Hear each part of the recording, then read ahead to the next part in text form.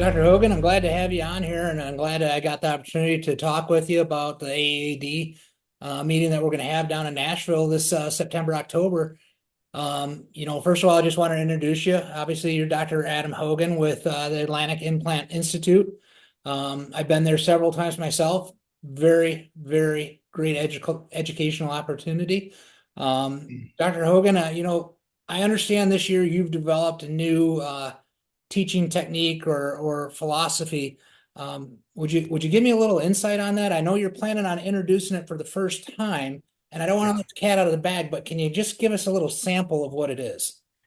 sure. Yeah, I can. Well, I'll tell you, I'm excited to bring this to the main point of the AAID. I've been waiting on this opportunity for several months. Giving a little teaser to it in some local study clubs here and there, feeling out my lecture for the AAID, to be honest with you, because I don't want to be the first time on the podium, but to the first time to a major group internationally. I'm going to be introducing the Vitruvian arch and Vitruvian smile concept. This is something that I have developed over many years of basically full mouth dentistry, not just fixed immediate load, full arch, or all on X procedure, but all these years I've been doing full mouth dentistry, and I have been my own lab tech, my own surgeon, and my own prosthodontist. And I have found that there are very definitely mathematical correlations between incisal edge position and occlusal edge position of the molars and bone anatomical landmarks. It's uncanny, it's unbelievable. But when you do these incisal edges in certain anatomical landmarks, the vast majority of your cases, 90-95% of your cases, you'll have a smooth and harmonious smile that looks attractive on the patient. I've been employing this in my practice since I've been doing my own lab work since 2012 or 14. And I've just, these are principles that I took for granted. I thought everybody knew. And then last few years, I became aware that a lot of people didn't know these relationships. And so I'm excited to share what I've learned. So I have to ask, was there an aha moment that you're just like, wow, the light came on, and you're like, oh my gosh, I can't believe all this time this has been right here in front of me. Yeah, it was in front of me for a good 5 or 6 or 8 years. I mean, it was it was like I would plan I would plan my incisal edge. I would do everything according to the face and put where I want the teeth. And then I'd go, okay, well, I need so much bone reduction because that's what the literature says, right? Which I'm going to talk about. Does the literature really say that? Or have we all just kind of put together a bunch of different literature and surmise that? But I'd say, okay, I want this smile edge to be here. All right, now I got to take away so much bone. All right, well, there I am there again on that anatomic landmark. Oh, there I am there again. There I am there again. There I am there again. And I don't know, through like 2015, 2017, I mean, before I even started putting in the incisal edge, I was just already looking at the CT scans and going, well, I know I'm going to cut the bone down to there. And then it would all work itself out. So I talk about the mathematical relationship.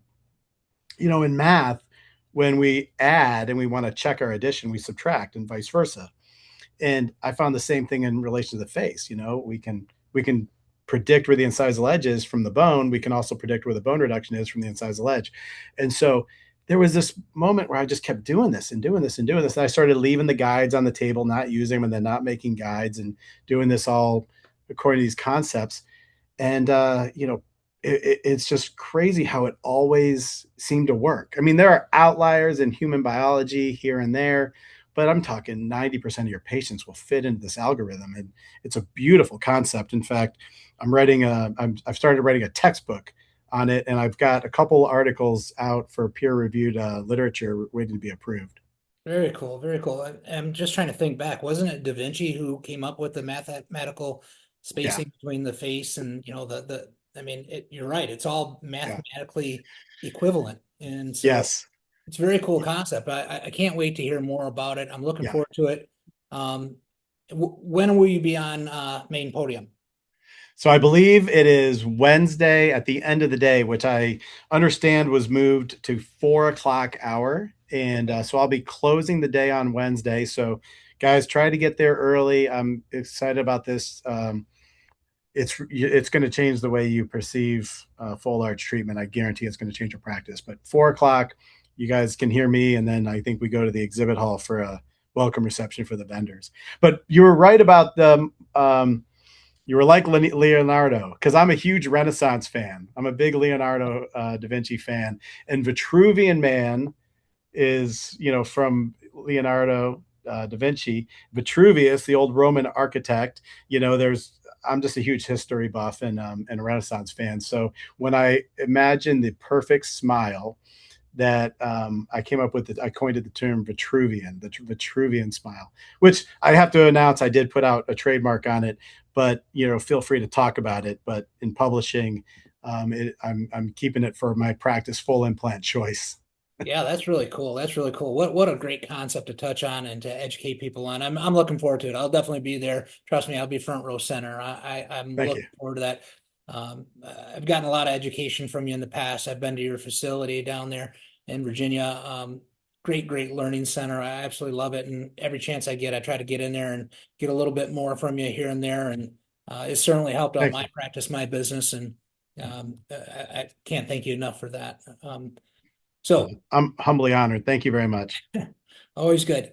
What, just on a few things as far as the meeting itself, what are you looking for yourself? I mean, obviously you like teaching and you like showing people how to do things. That is great, but what is it you're interested in fulfilling and finding out and most interested in seeing while you're there? Yeah. I mean, one, I want to see my friends and colleagues. This is about collegiality and community. You can't get this on YouTube. You can't get mentors and friends on YouTube or on social media on Instagram. I mean, even as great Bill as my Instagram is, it's you can't get me to mentor you off YouTube, so, and I'm being facetious there, obviously. But I want to see my friends and colleagues. And then two, I'm really looking forward to the other podium speakers, by the way, in workshops. We've got a great lineup. I wish I could be in multiple places at the same time, obviously. But the unsung hero of the event, I think, is the exhibit hall. I love the vendors. I love learning new tips, tricks, techniques, seeing who's out there.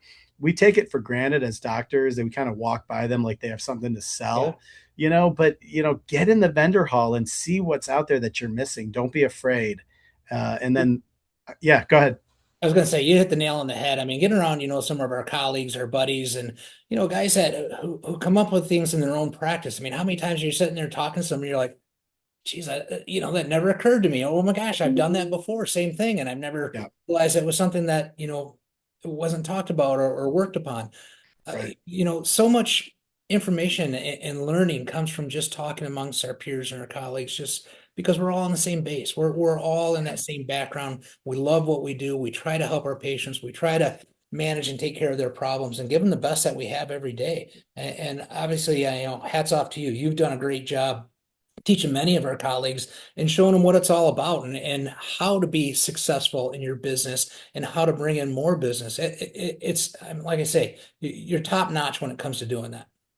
Thanks. I really appreciate it. I have a love for the business side of dentistry. I'm going to be talking to the staff and faculty out there for an hour on culture and systems. It's not enough time. It should be 5 days, but I love the business of dentistry. I get enthusiastic about seeing young dentists grow their practices and be successful. We're not taught dentistry business enough in dentistry, and so I like to bring it all home. I love the process, I love the surgery, but I love the business. So I'm excited to be out there, and I hope that I get to meet a lot of our young doctors that are just new to the academy. It'll Yeah, be yeah. it'll It be sounds like we exciting. have a good group of individuals coming. I did see that there was a lot of new diplomates that are going to be inducted this year. That's always good to hear. A lot of Yeah, fellows.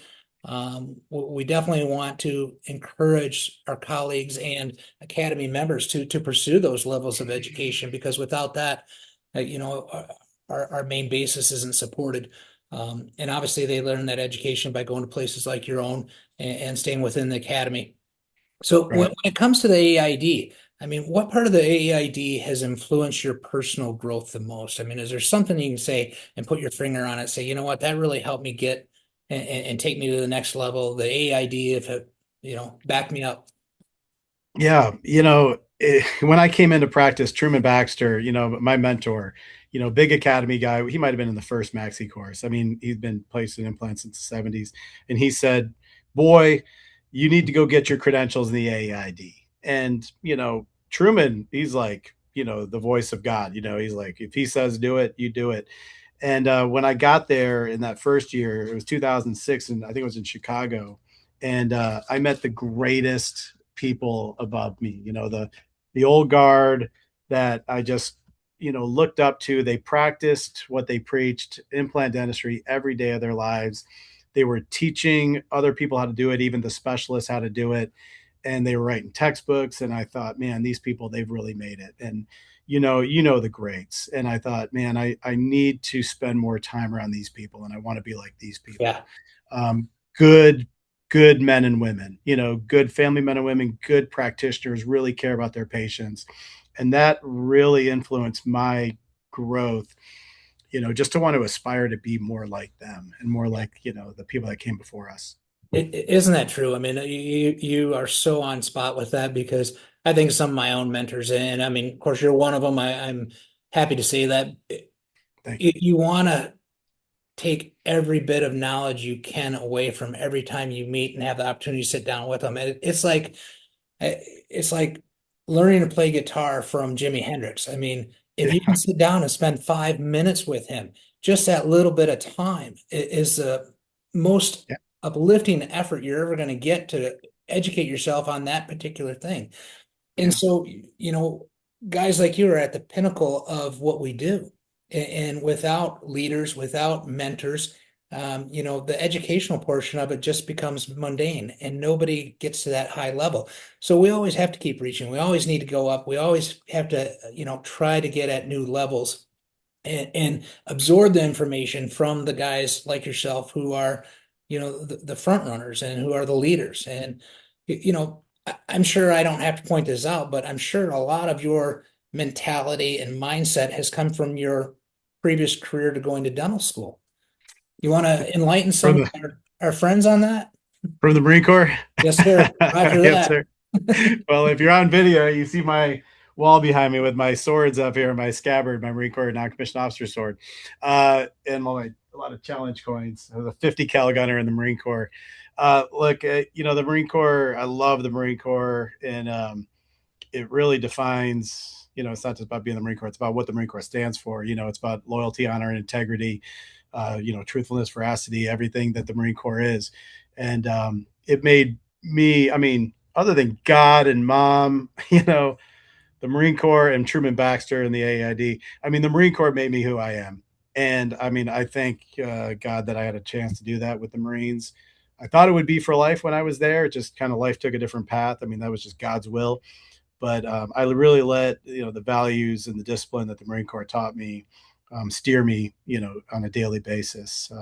So yeah, thanks for bringing that up. But I love it. My institute is all about the core, CORPS. No, it's not misspelled, but we've got core fundamentals and core digital and core anchorage and core preservation for FP1 and core business principles. But it's all about the Marine Corps.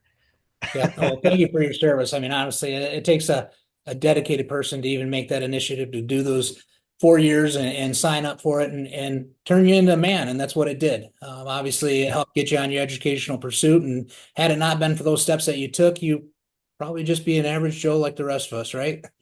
Nah, you're not average. You're anything but average. You're the incoming president of the AAID. I mean, I'm going to be saluting you Come on.